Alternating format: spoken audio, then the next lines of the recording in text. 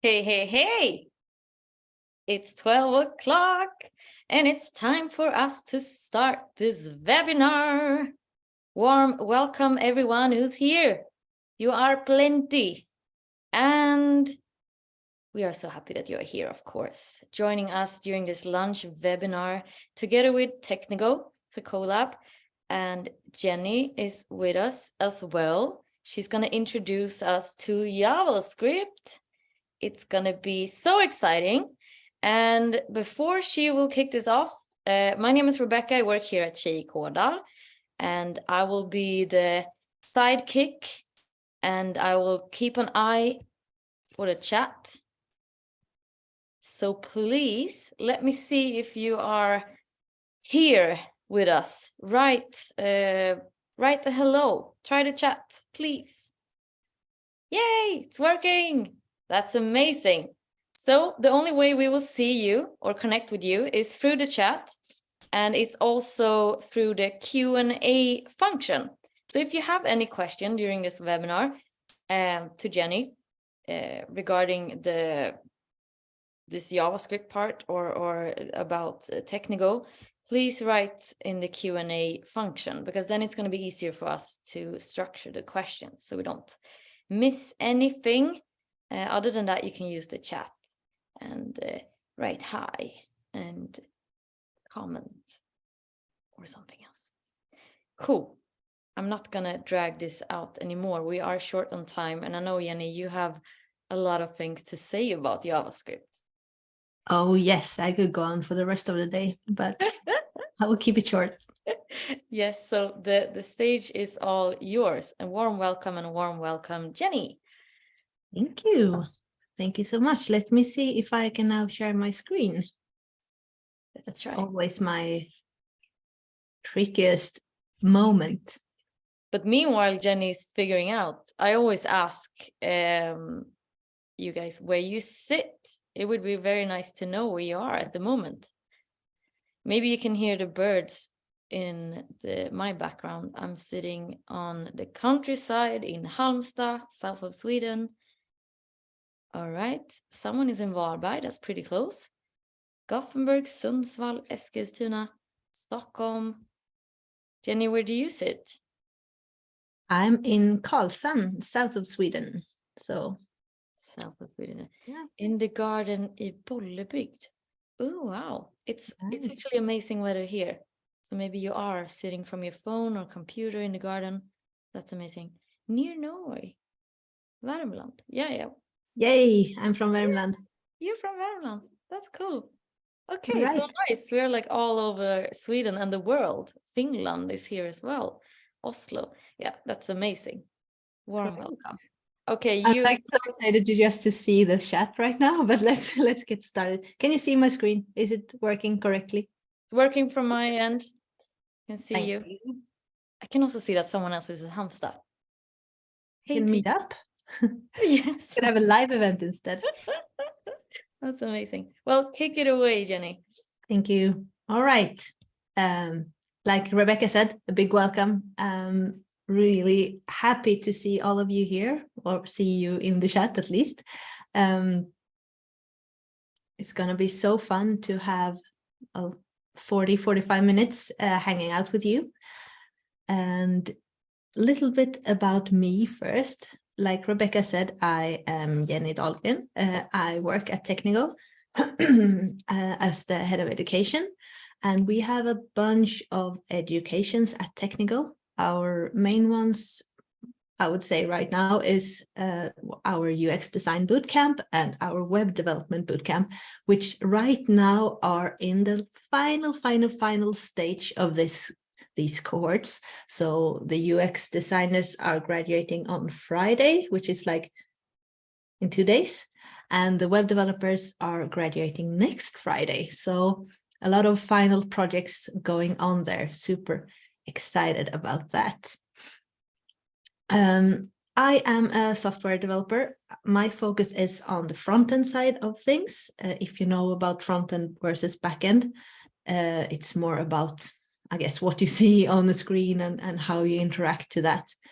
And the backend part is more dealing with, I'm doing like this, dealing with the data and the server stuff. Anyhow, I started my working career as a primary school teacher. That's my university degree. But then in 2017, I did a career change with a bootcamp similar to what we do at Technigo, but another one. So I know all about attending a bootcamp, doing a career change quite late in life. So hit me up with all the questions that you have later on.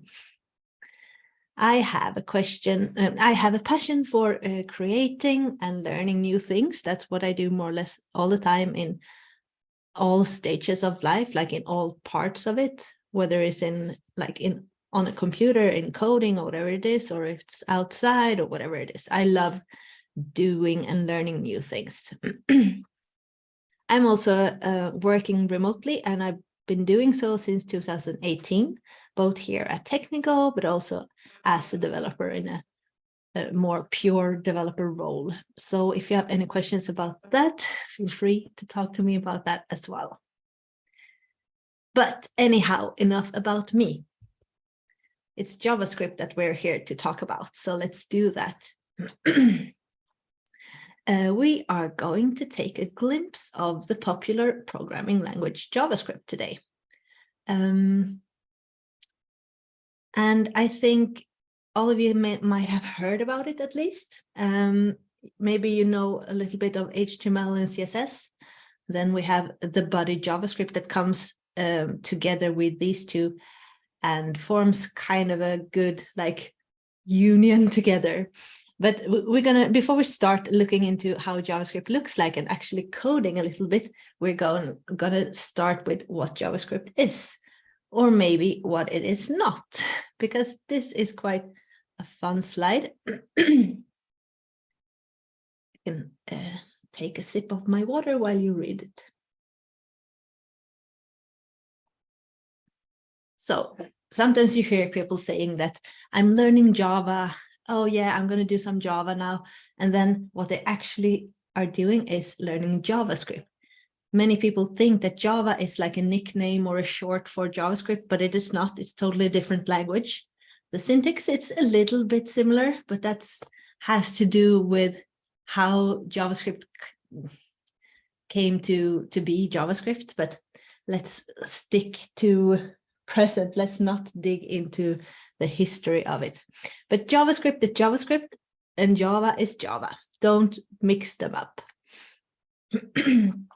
JavaScript is a programming language that you can use both in backend coding and frontend coding. It's, I think right now, the most used programming language in the world. And at Technigo, the bootcamp that we're running, we are doing JavaScript from the backend all the way to the front. So we could do all JavaScript there. I think you might have heard, some of you might have heard some frameworks to JavaScript, such as React or Vue or Angular. Anyone? Thumbs up maybe in the chat if you heard it. Anyhow, these frameworks like JavaScript, React, for example, it might sound daunting. It's like, oh, another new thing. Oh, Java, React. Oh, what is that? Oh no, Angular. What is that? But it's all JavaScript behind the scenes. So JavaScript is the language, and React and whatever it is just a framework on how to use JavaScript in a specific way, like in a structured way. But today we're going to focus on the basic JavaScript. And when we say basic JavaScript, we can sometimes say vanilla JavaScript. That means just basic JavaScript.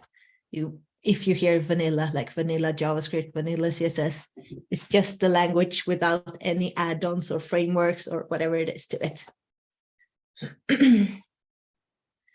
JavaScript. Let's talk about what it is, all right? I think all of you have tried some HTML, maybe also some CSS, and maybe you've heard the analogy about that the HTML is like the bones, the skeleton of a website, and then CSS is like the hair and I don't know, clothes maybe, whatnot, how you look like, and then that the JavaScript is like the muscles and the brains and so on. I have another analogy that I want to test on you today. So let's see if it works. Bear with me. But let's start to think about our website as a party. So imagine that you're organizing a party. So the website is our party, and HTML, CSS, and JavaScript are the different roles that people play to make this into a success, okay? So let's see about these 3 different roles. Let's start with HTML. You can think about the HTML as the party venue, the one responsible for setting up the space, making sure that the space has like a dance floor, seating areas, maybe food stations and toilets, all the structure and definition, you could say, about the party, the venue itself. That's HTML to the website. Then we have the CSS. Everything that makes it look fabulous, the party decorations, the style and colors to it, the visual appeal, maybe some smell of cinnamon buns or whatever smells good, the lightning and so on. Everything that creates this festive atmosphere. That's the CSS to a party, the party decorations. And then we come to JavaScript. JavaScript is the how you engage the guests, the party entertainment. So on a party, you might have, you want to engage the guests to dance. So the dancing, maybe have a music quiz. That's always a thing, like in parties, right? Or like beer pong or whatever games you like. Maybe, yeah, whatever it could be. I don't know. I got like stuck on party activities now, but all the activities and entertainment that you do on a party, that's the JavaScript part of it. Interactions and making it dynamic and so on. So yeah, that was my short little analogy about a website being a party. But all of this will create a great, successful party, as it will create a great and successful website. So just to recap, we have the HTML that sets up the structure. We have the CSS that takes care of the visual appeal. And then we have the JavaScript that brings interactivity and dynamics to the website. Just like these different roles will do on a party. I hope that made some kind of sense. Yeah, events. Oh, perfect. Then you know exactly what I mean, Lisa. Thank you. Maybe I could have asked you to do this part instead. Now you know how to explain it to someone else at least. All right. That sounds quite easy and fun, right? It's like, okay, just that sounds easy. Just the interactivity and the dynamics of a website. All right, I know that. But what is it exactly? So if you think about websites or apps or whatever, all the software that you're using, try to think about how do users interact with these websites, and what does it mean that the websites are dynamic? Does anyone have like ideas on what it could be, like examples on what the JavaScript part on a website could be?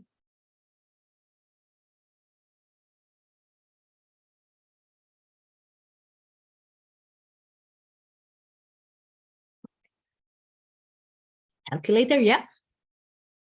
Sign up form, exactly. And actually, comment section, sharing, great, yes.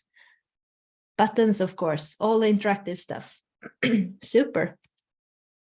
And if you start thinking about it, you will see that you have forms everywhere. It could be just one line of like one input, or it could be like a good amount of inputs, like in a big form or whatever it could be. But here are some simple and small things. I just threw some websites up here.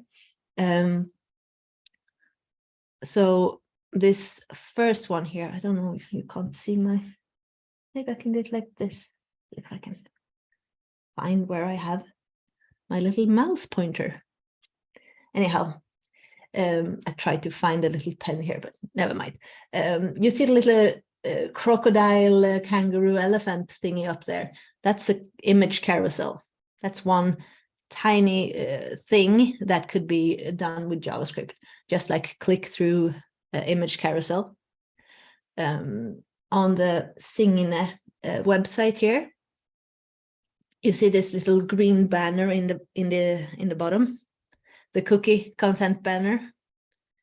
That's everywhere because you have to, but that's done with JavaScript.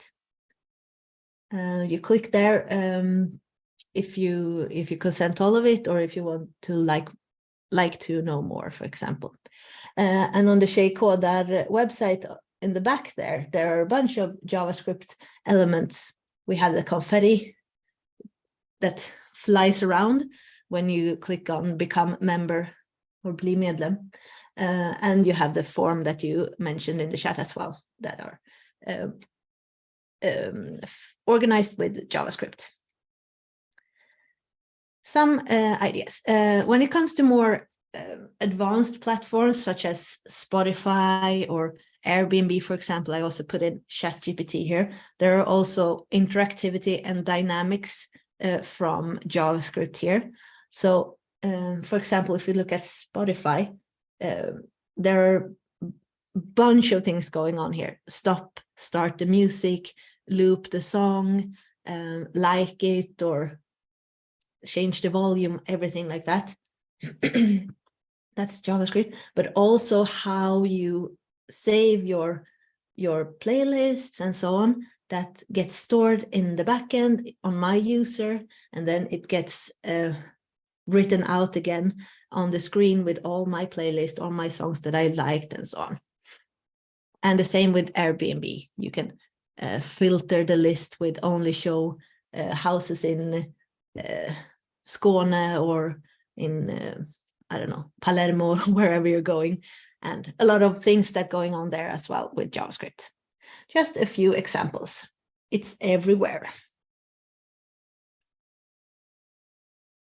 All right, enough babbling. We're actually going to dig into coding exactly right now, because I believe in learning by doing.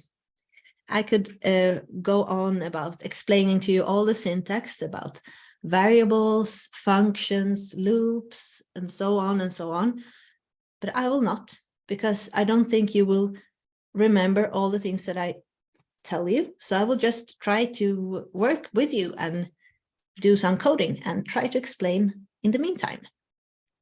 So I will share something else. I will try to share the code here instead. If you want to do this with me, code along with me, we are using CodePen. And this is the link to the first little intro example that we're going to do. I will share it with you as well on the screen, so you can take a look.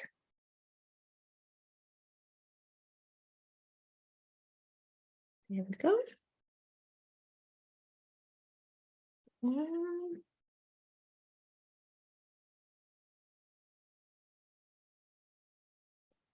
All right, I think I will now have everything organized.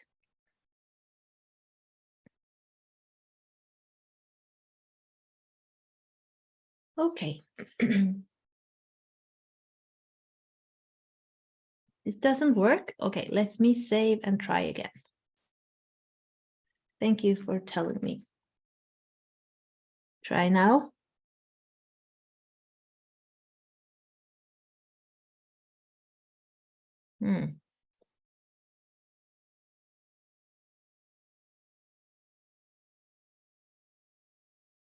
Oh. It works? It works. Oh. Thank you. Hooray. I was like panicking a little bit there. But okay, if it doesn't work for someone, just follow along with what I'm doing and try to test it later on by yourself. All right, so if you haven't used CodePen before, it's like a web-based code editor where you can play around with HTML, CSS, and JavaScript. So this is the three, you have HTML, CSS, and JavaScript here. We're going to quickly take a look at the HTML part of it. It's a form, and this form only has a label that says your name. It has an input field where you can type text, and it has a submit button that says say hello. And down here we have an H1 that I called greeting, and this is what we're going to use later on to show a greeting when we click on the button. So right now this is empty, but if I put something here, you will see that it exists. But right now it's empty. All right. To this, we have some CSS. I just made the input and the label a little bit bigger and the button a little bit less ugly than the standard one. But that this doesn't, you don't have to do anything in the CSS to make this JavaScript part work. The JavaScript file is this one here. And to connect the JavaScript to HTML, here in CodePen, everything is set up. But we want to, if we want to do something with JavaScript that we want to appear on the screen on the website, we are going to connect the JavaScript file with the HTML elements, and I will show you how to. So let me tell you what we're about to do. As a user coming to this beautiful white website, you will be able to put in your name in this screen, in this input, and then you will be able to click the hello button or click on enter because it's a form, so you can submit with enter key on the keyboard. And when you do that, we want to greet this user that says, hello, Jennie, welcome, or something like that, whatever you prefer. Okay. So in order to do so, we need to figure out how we can get something from the input field in the HTML, this one here, the input, and to do something with the value of it. Okay. So in JavaScript, there is a bunch of ways to do this. First of all, we need to specify what HTML elements we want to interact with. And in this case, we want to interact with the form element because a form element can be submitted. The form element is the whole thing here.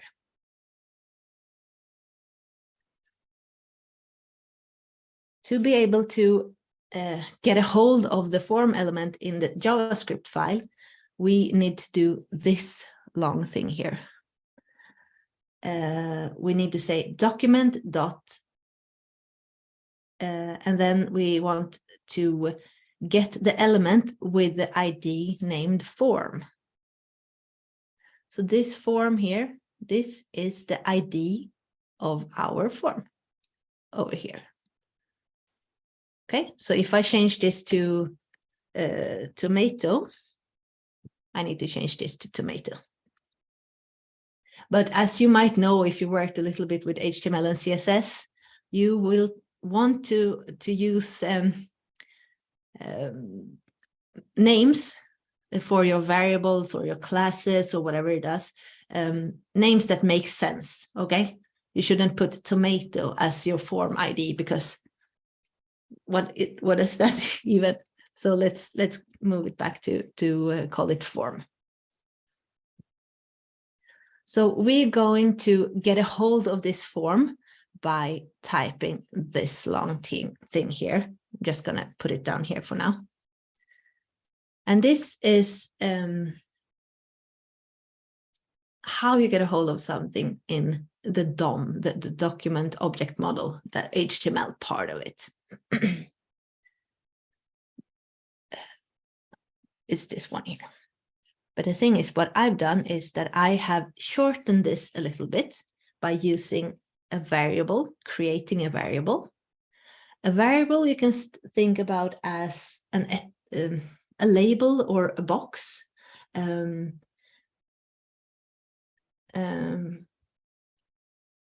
Let's say you don't know I will save that example for later. But we're creating a variable with the word const and then the name of the variable. So now I call this form. And that means that down here, you see that I'm using form again. Form down here means the same as this whole long thing here. So wherever I need to get a hold of the form, the HTML form, further down in my JavaScript file, I don't need to write this whole thing over and over again.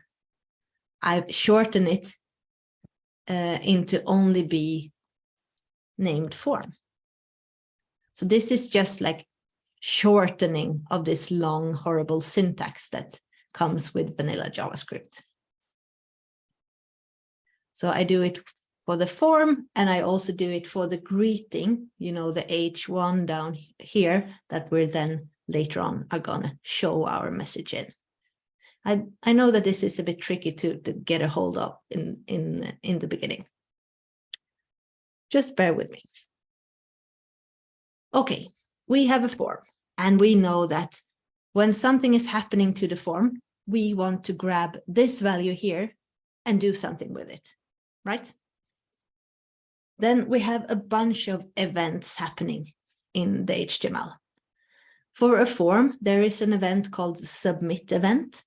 On a button, there is an event called a click event, like when you click the button and so on. And we can tell our code to listen to these events. We will tell our code to listen to the submit event on our form. And this is a syntax that is tricky to understand. So just leave it as it is and try to listen to what I'm saying, because you will know when you're learning JavaScript, just as when you were learning HTML and CSS, you will not be able to like understand every word of it or remember where it should be, like a parenthesis or a curly bracket or a dot or a hashtag or whatever it is. You don't remember all of that in the beginning. You just have to like look at something and write it exactly like that and try to understand what are the parts that I should change and what are the parts that I shouldn't change. Is it different for classes and IDs? Yes, when you're working with JavaScript, in this case, we're trying to use IDs instead of classes. You can also use classes to get a hold of elements in the HTML. But normally you will use IDs because you want to listen to a specific form in this case. An ID is unique. You can only have one ID on each element, but you can have, and you can only use this ID on one element. But with classes, you could have a class name that you use on multiple elements. That's how classes works, if you remember from CSS. So we try to stick with IDs in JavaScript. Okay, we want to listen to the form, and when it submits, we want to do something. This part here is a function that's like a reusable little machine that we can use over and over again. Every time we want to listen to an event called submit, like a submit event, this function is run. So whatever we put in here will happen every time someone clicks the submit button. And inside of here, we want to get the input value, the value from the input field. And once again, we need to get hold of the input from the HTML file. So let's take a look here. You can see that the input has an ID called name. So we're going to do a similar thing to what we did with the form and also with the greeting. We're going to create a little variable called name input. And we're going to shorten that from this long blob of text. Get element by ID. And inside of here, we put the ID name, which was name. Okay.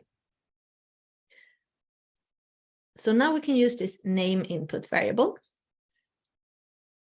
And what we want from this name input variable is the value when we put something in there.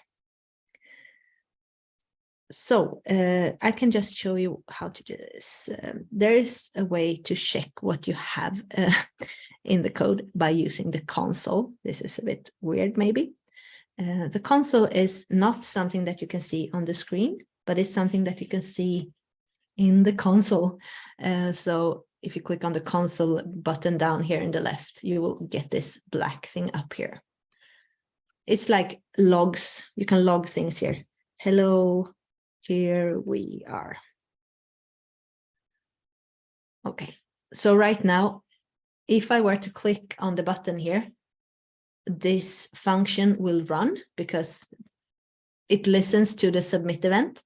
And when the submit event happens, whatever is inside of here will execute. And right now it's this console log. So if I click here, you will see that we get this text popping up in the console right now. The console is like where you can try things out, but it's not showing on the actual screen yet. We will make that happen. You can click this a bunch of times and it happens every time. If we were to get a hold of the input value now, we can put name input dot value, and this will show us the value of our input field. So if I click the hello button now, it will be an empty value, right? You see empty strings, like quotation marks. That means it's empty. But if I put my name in here and click on say hello, it now says Jennie.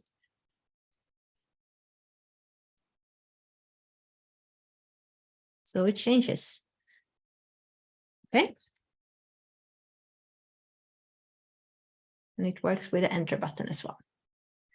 So with the help of this built-in method called dot value after the name input, we get the actual value of the input. And now we don't want to console log this. We want to show it on the screen. So I'll just leave that there so you can see it. So we want to get the name input value and we want to show that inside of that greeting heading that we have over here. Okay, are you with me or is it too tricky to understand? All good, great, great, great. So not only can we listen to events and click buttons and so on in JavaScript, we can also manipulate the HTML. We can add things, we can remove things, we can change the colors and so on. And we are actually going to add things to this H1 now, the heading. So once again, we're taking the greeting here and we're doing greeting dot inner HTML, inner text, we could say. And we're saying that the inner text, the text of the greeting will now be the input value.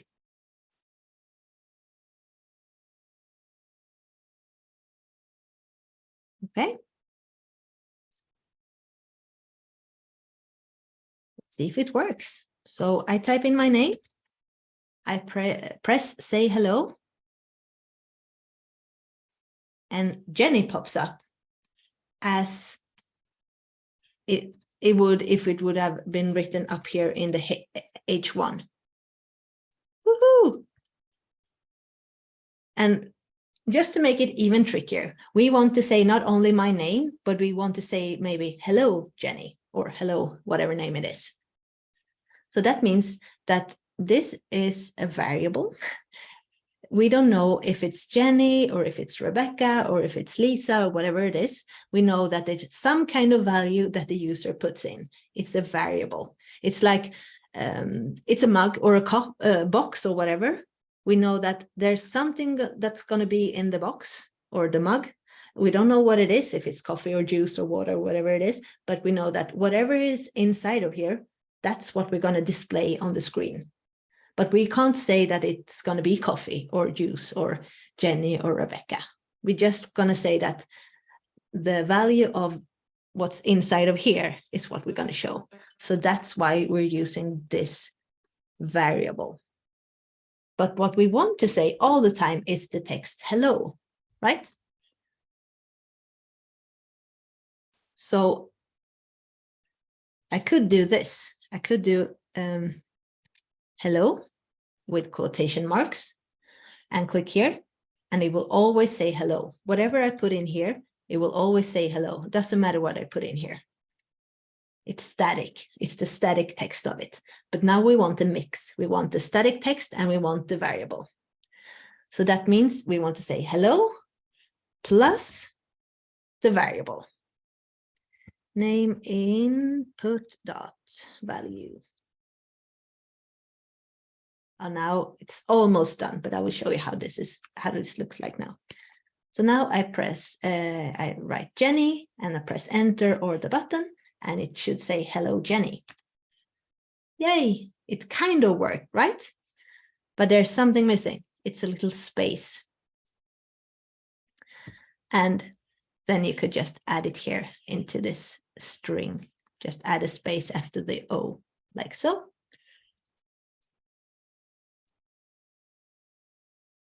Hello, Jennie. And I couldn't even spell my name correctly. Okay, so this was a very fast little intro to what you can do with JavaScript. I loved it.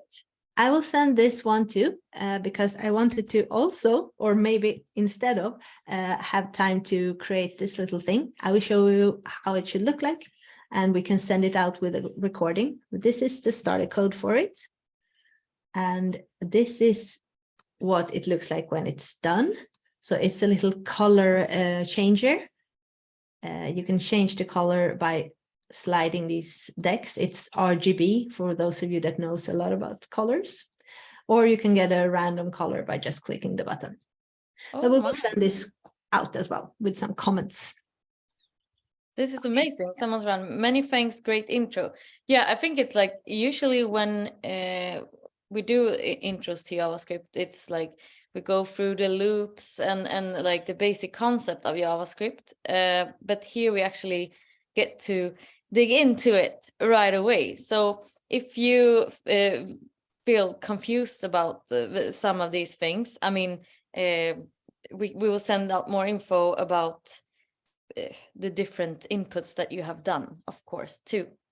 And Jennie, do you know all of these things that you wrote now by heart? No, I don't. No. No. I always have to look up like, oh, how was it now that I could, is it like get element by ID, or is it get element with ID and stuff like that? I always have to look things like that up because I don't remember. But some things will stick after a while, but some things I have to look up all the time. Amanda is asking in the chat, question to Jennie, would you say JavaScript is more front-end while Java is more back-end? Java is only a back-end language. JavaScript is mostly a front-end language, but it's also used as a backend language with Node and Express, for example. Very powerful is JavaScript. in other words. Okay, so I'm going to ask some questions from the Q&A. And Petra is asking, I would love to know the big difference between web development and UX. I hope you can answer that, Jennie. Well, I'm not a UX designer, so maybe that's why I can answer this. I don't know. No, but web development is the actual coding of a website or a platform on the web, whereas UX is the user experience.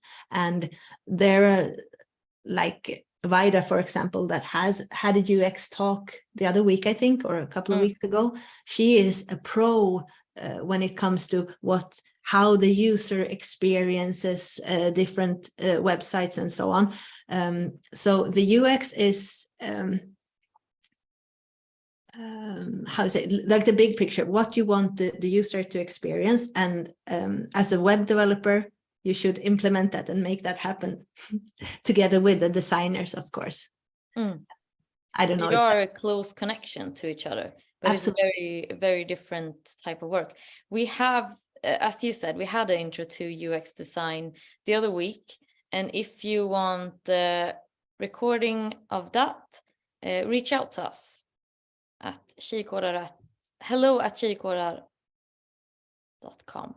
I hope I said it correctly. Can also send out the recording along with this recording, actually, because it's very interesting to yeah, and I know there's also like a lot of these hybrid roles out there now. You could be like a UX developer, or I don't really know all the like small differences about everything. Yeah, but yeah, someone wrote in the chat, would love to have the recording. Of course, we will send it out.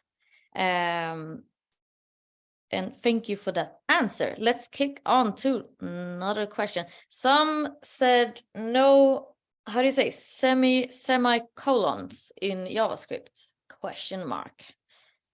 Yeah, this is the debate that goes on and on.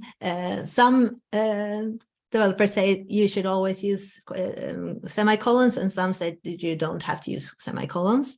JavaScript is a loved and hated programming language because it's not so strict as Python or Java or other languages. So it's a little bit more Wild West. You can do a little bit more as you want to. But I would say whatever approach you choose, make sure to be consequent and do it. Either you do it consistently or you don't do it at all. Okay. We have another question that is Node.js another flavor of JavaScript like Angular and React? It's for the backend. So Node is the backend part of it, Node.js. And this is also, I know that the web bootcamp on Technigo, it is a front end specifically, but you also dig into Node.js and some backend, if I got it correctly. Yeah, yes. So you'll get some. And I also know that we have students who transitioned to become a backend developer after. So that is possible too. Let's see here. Someone asking about the educations on Technigo. They wonder what type of boot camps we have. So it's basically UX design bootcamp. And we also have the web dev bootcamp with focus on front end. I saw that you, Fatin, was interested in AI and machine learning. So that's nothing we have at the moment. I know that we are exploring new courses and such. So maybe it will come up something soon. Yes. So make sure to go into technigo.io. You can sign up on the newsletter there, and you will get continuously updates about all of the courses and programs. And someone's asking about JavaScript. So basically the bootcamp for web dev, it's not only JavaScript, it's the whole thing to become a front-end developer. Yeah, exactly. We start from HTML and CSS, and then it's JavaScript and into React and the backend part of it, databases, and everything in between, I would say. And if you are curious about the web dev, you can go into the technigo.io. I know that you have showing it the web page right now. You can see the events. You can also click into the specific boot camps and see all info there. There are pricing, upcoming dates. I know that the application is open right now for the class starting in August. Yes. So you can still apply for that. Let's see. You also send some links in the chat. I'm going to share Yes. So everyone. I saw that it was only to me. Oh, Here we go. Nice. If you have any more questions to Jennie directly or to Tjejer Kodar or Technigo, you can reach out to us, of course. We can find you on LinkedIn as well, Jennie. yes. Jennie Dahlgren. We will add all of these links in the email after. So you won't get stressed now or confused where to click. Everything will be in the email along with the recording. So if you didn't catch up all the way with the code along, for instance, you can do it afterwards and follow the recording basically. With that said, we don't have any more time, unfortunately. Big thank you for joining this webinar, and big thank you, Jennie, for hosting it. I thought it was a great introduction. I hope you feel the same. And someone's asking, UX recording, please. Yes, I will not forget, I promise. And we got a lot of cheering in the chat. Thank you, thank you, thank you. Let's keep in touch. And Jennie, have a great Wednesday, and everyone who's joined. The same. Thank you so much. Bye, guys. Bye-bye.